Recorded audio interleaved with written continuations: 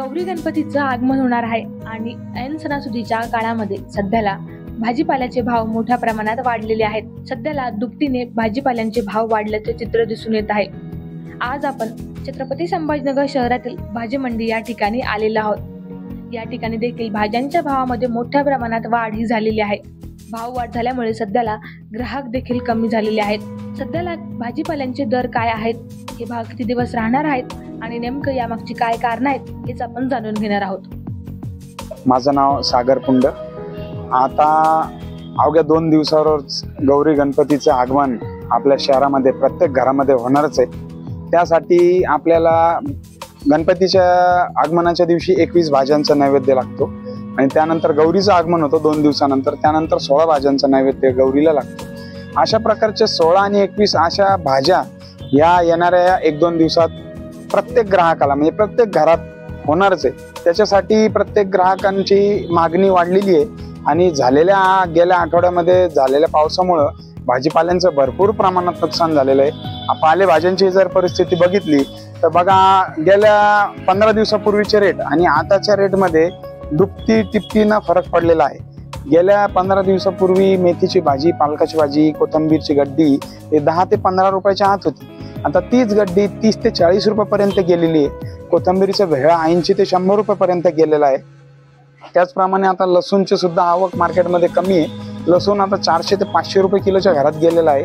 अद्रक आता 200 रुपये किलो पर्यंत गेली।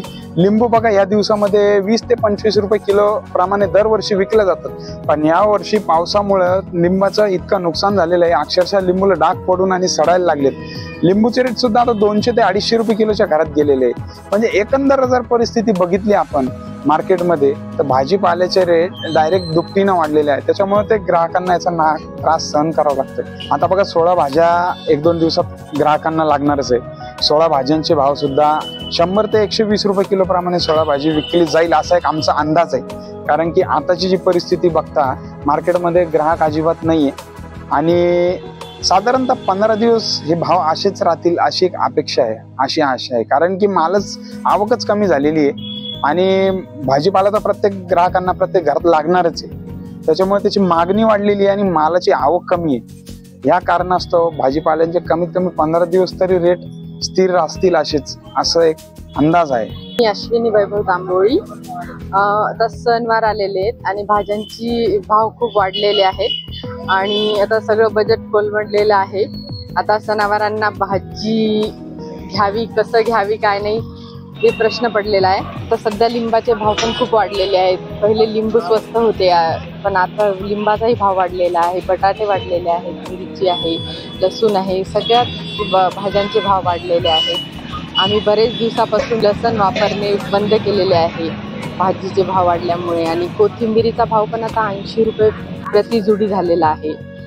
त्यामुळे आता आम्हाला प्रश्न पडलाय की नेमकं भाज्या कोणत्या घेऊन कराव्या।